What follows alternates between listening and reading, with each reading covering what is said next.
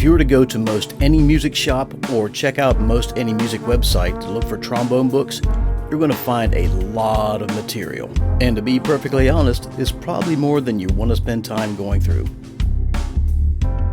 So with that in mind, I want to draw your attention to 4 books that you should absolutely have in your collection.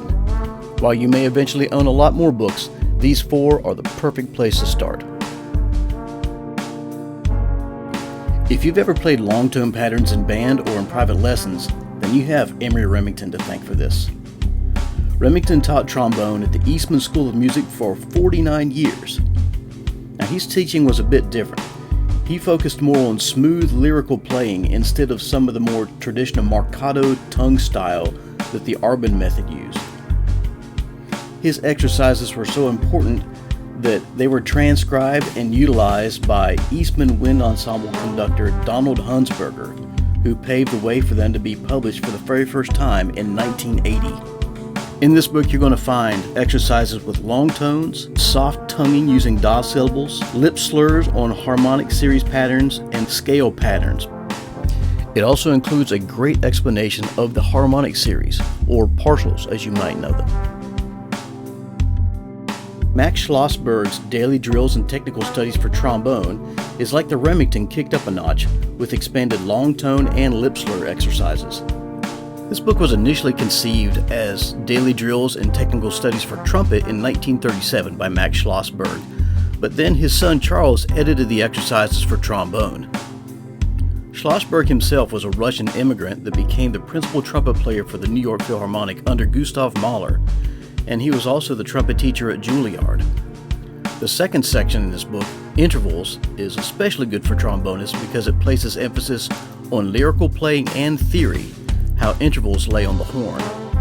One of the best parts about the Schlossberg book is that you can get it completely for free on the website IMSLP. The reason for this is because the book is in public domain, which means the copyright has expired. You can get this book and literally hundreds of other pieces for trombone on this website completely for free.